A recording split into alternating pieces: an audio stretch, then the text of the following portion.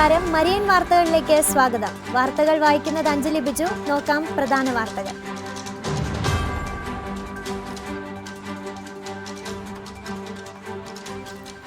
യുക്രൈനിൽ വീണ്ടും റഷ്യയുടെ വൻ ആക്രമണം. ഡൽഹി ഉൾപ്പെടെ ഉത്തരേന്ത്യയിൽ പലയിടങ്ങളിലും അതിശൈത്യവും മൂടൽമഞ്ഞും തുടരുന്നു. 17ാമത് പ്രവാസി ഭാരതീയ ദിവസ് സമ്മേളനം പ്രധാനമന്ത്രി ഉദ്ഘാടനം ചെയ്തു.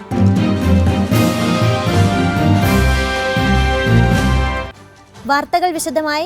ക്രിസ്മസിനെ തുടർന്ന് യുക്രൈനിൽ റഷ്യ പ്രഖ്യാപിച്ചിരുന്ന 36 മണിക്കൂർ വെടിനിർത്തൽ അവസാനിച്ചതിന് തൊട്ടു പിന്നാലെ റഷ്യയുടെ വൻ ആക്രമണം.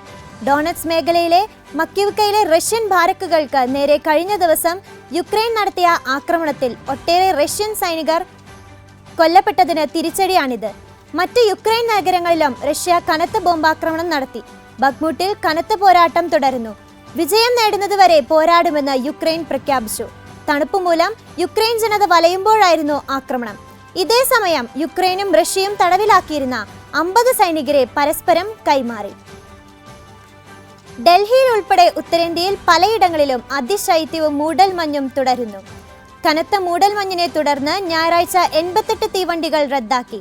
ഡൽഹിയിൽ ഉൾപ്പെടെ ഉത്തരേന്ത്യയിൽ വിവിധ സ്ഥലങ്ങളിൽ കാലാവസ്ഥാ കേന്ദ്രം ശനിയാഴ്ച മുതൽ 48 മണിക്കൂർ ഓറഞ്ച് അലേർട്ട് പ്രഖ്യാപിച്ചിരുന്നു.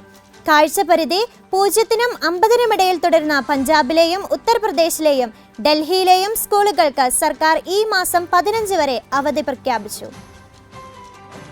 17ാമത് പ്രവാസി ഭാരതീയ ദിവസ് സമ്മേളനം ഇൻഡോറിൽ പ്രധാനമന്ത്രി നരേന്ദ്രമോദി ഉദ്ഘാടനം ചെയ്തു.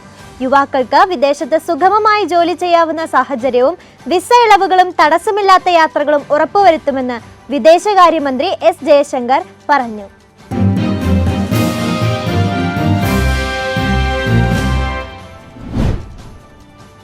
കേരള സംസ്ഥാന ചലച്ചിത്ര അക്കാദമിയുടെ മുഖമാസികയായ ചലച്ചിത്ര സമീക്ഷയ്ക്ക് UGC അംഗീകാരം. ആർട്സ് ആൻഡ് ഹ്യൂമാനിറ്റീസ് വിഭാഗത്തിലെ visual arts and performing arts എന്ന ഫോക്കസ് വിഷയത്തിലാണ് ചലച്ചിത്ര സമീക്ഷയെ UGC കെയർ ലിസ്റ്റിൽ ഉൾപ്പെടുത്തിയിരിക്കുന്നത്.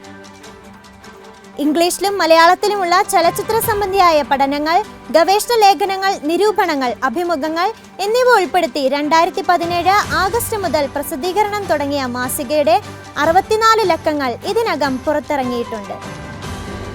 കേരള സംസ്ഥാന ചലച്ചിത്ര അക്കാദമിയുടെ മുഖമാസികയായ ചലച്ചിത്ര സമീക്ഷയ്ക്ക് അംഗീകാരം ലഭിച്ചിരിക്കുകയാണ്. ഇതിനെപ്പറ്റി സാറിന് എന്താണ് പറയാനുള്ളത്? ചലച്ചിത്ര സമീക്ഷ വളരെ അക്കാഡമിക് തലത്തിൽ കേരളത്തിൽ സിനിമയെപ്പറ്റി ഇത്രയും ഇൻഡെപ്ത് ആയിട്ടുള്ള ലേഖനങ്ങൾ പ്രസിദ്ധീകരിക്കുന്ന ചുരുക്കം അല്ല, വേറെ ഒന്നും ഇല്ലെന്ന് തന്നെ പറയാം. അത് ഇപ്പോൾ UGCയുടെ അംഗീകാരം ലഭിച്ചിരിക്കുകയാണ് ചലച്ചിത്ര സമീക്ഷയ്ക്ക്. അപ്പം കൂടുതൽ തലങ്ങളിലേക്ക് ചലച്ചിത്ര സമീക്ഷയുടെ പ്രവർത്തനങ്ങൾ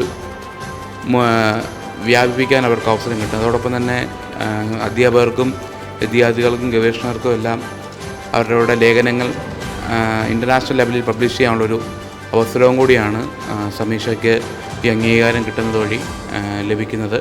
അതോടൊപ്പം തന്നെ ക്വാളിറ്റി ഓഫ് ലേഖനങ്ങൾ, ഇപ്പോൾ തന്നെ വളരെ നല്ല മികച്ച ക്വാളിറ്റിയുള്ള ലേഖനങ്ങൾ പബ്ലിഷ് ചെയ്യുന്ന സമീക്ഷയ്ക്ക് ക്വാളിറ്റി ഇനിയും ഇമ്പ്രൂവ് ചെയ്യാനുള്ളൊരു അവസരവും കൂടെ ഇതുവഴി ലഭിക്കുന്നുണ്ട്. ബ്രസീലിൽ കലാപത്തിന് തിരികൊളുത്തി മുൻ പ്രസിഡന്റ് ജയർ ബോൾസനാരോ അനുകൂലികൾ.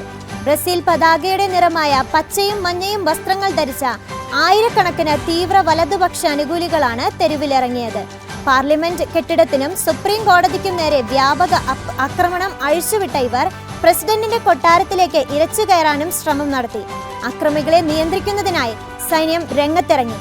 തിരഞ്ഞെടുപ്പിൽ ക്രമക്കേടുകൾ നടന്നെന്നും അത് പുനഃപരിശോധിക്കണമെന്നുമാണ് പ്രതിഷേധകരുടെ ആവശ്യം.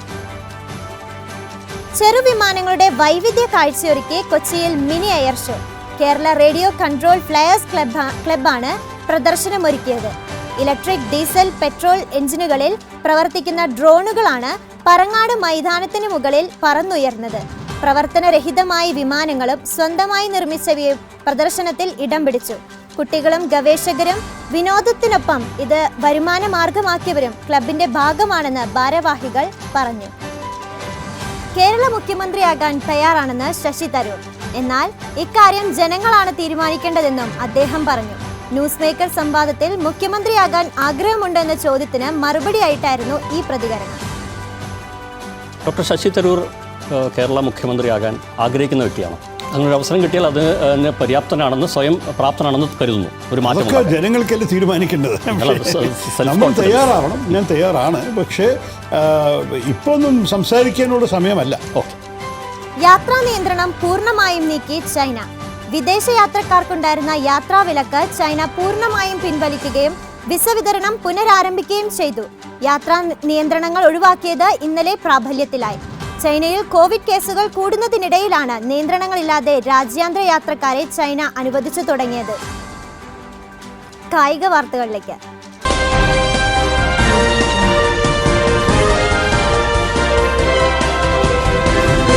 മിസോറമിനെ തോൽപ്പിച്ച് Kerala team Santosh trophy final റൗണ്ടിലേക്ക്. സന്തോഷ് ട്രോഫി ഫുട്ബോളിൽ പഞ്ചനക്ഷത്ര പ്രകടനത്തോടെ കേരളത്തിന് ഫൈനൽ റൗണ്ടിലേക്ക് യോഗ്യത. ഗ്രൂപ്പ് 2 നിർണായകമായ അവസാന മത്സരത്തിൽ കരുത്തരായ മിസോറമിനെ 1-5 ഗോളുകൾക്ക് മുക്കിയാണ് ചാമ്പ്യന്മാരുടെ മുന്നേറ്റം.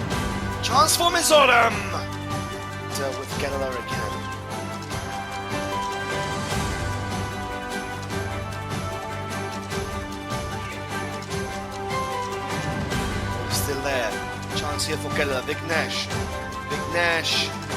Chance! Saved by Monauma. വാർത്തകൾ ചുരുക്കത്തിൽ.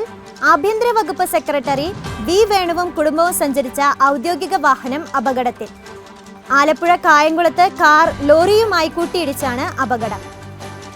8.5 കോടിയുടെ GST ടേൺ ഓവർ മറച്ചുവെച്ചതിന് താരസംഘടനയായ അമ്മയ്ക്കെതിരെ കേസെടുത്തു. ആദ്യത്തെ റോബോട്ട് വക്കീൽ കോടതിയിലേക്ക്. അമേരിക്കയിൽ ട്രാഫിക് നിയമലംഘനവുമായി ബന്ധപ്പെട്ട കേസിൽ പ്രതിക്ക് വേണ്ടി വാദിക്കാനാണ് റോബോട്ട് കോടതിയിലെത്തുന്നത്. പ്രധാന വാർത്തകൾ വീണ്ടും.